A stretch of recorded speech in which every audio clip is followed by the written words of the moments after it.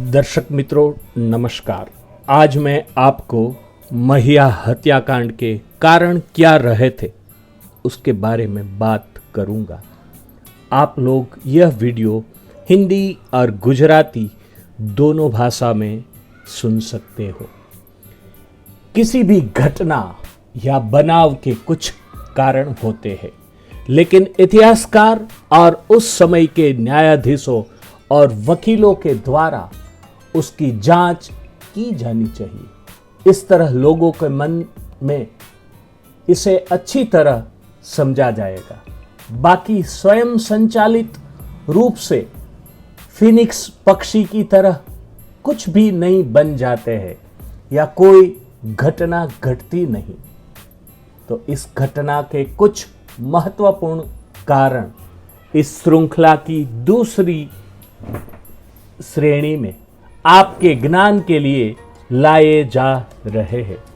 नरसंहार के समय महिया दरबार की आबादी केवल 2000 थी।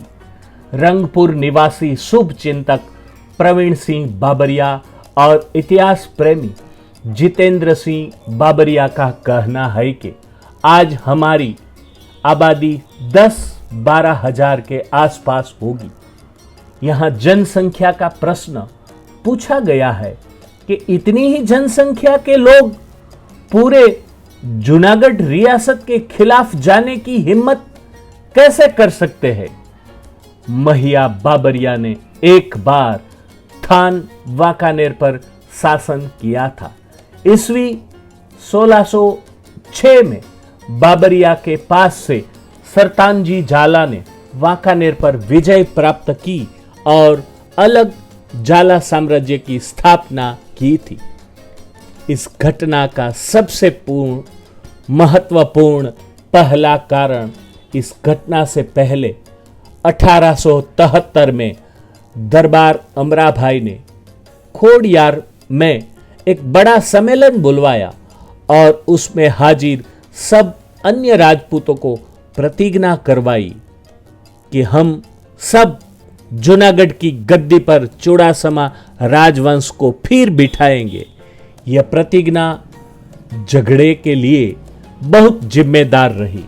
इसलिए ब्रिटिश अधिकारी ने यह जांच करवाई कि ये क्या कर रहे हैं, ये सही है या गलत।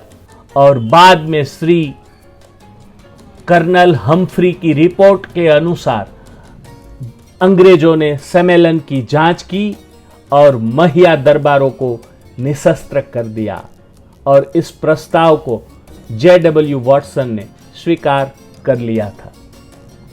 वे इस बात से दुखी थे कि ये भूमि हमारे पूर्वजों के द्वारा अधिग्रहित की गई थी। वे इस सत्याग्रह में और भी दुखी होकर आए, यह मानते हुए कि रियासत की रक्षा करने के बजाय अपना सिर दे रहे हैं और राज्य आज ऐसा कदम उठा रहे हैं। उनके अहं को चोट लगी जब उनके हथियार छीन लिए गए और उनके अभिमान का खंडन किया गया। उन्हें लगा कि यह हमारा अपमान है, हम गरासदार हैं, लेकिन फिर भी ये लोग हमें छोटा बनाना चाहते हैं। इसलिए धीरे धीरे वे अधिक से अधिक कुंठित और नाराज हो गए और जूनागढ़ रियासत के खिलाफ ब्रिटिश सरकार के सामने अभ्यावेदन करते रहे और उसके साथ भिड़ गए।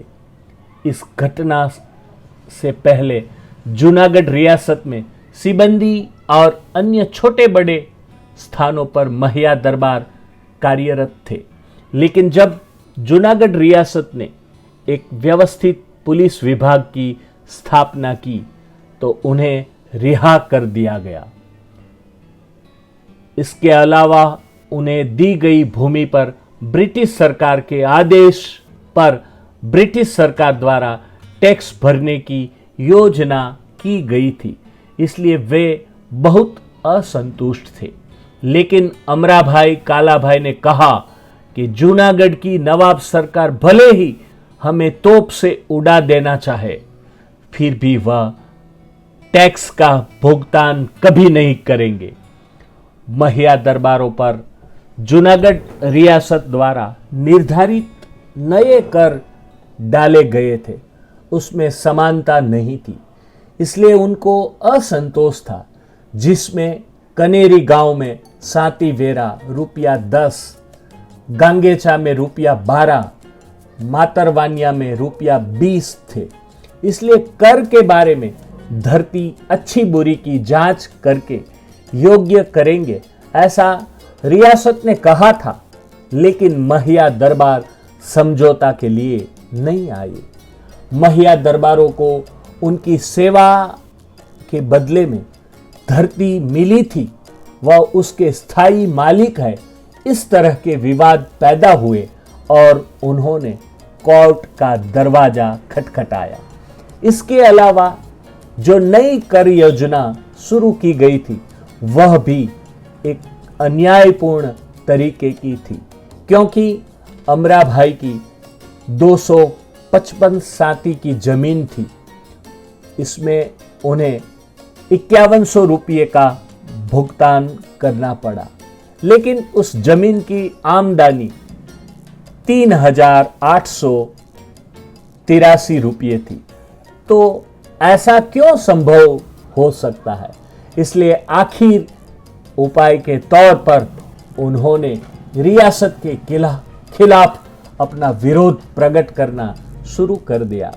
इस प्रकार जूनागढ़ रियासत के साथ विभिन्न कारणों से महिया दरबार खतरे में रहे थे और दोनों एक दूसरे से दूर जाने लगे।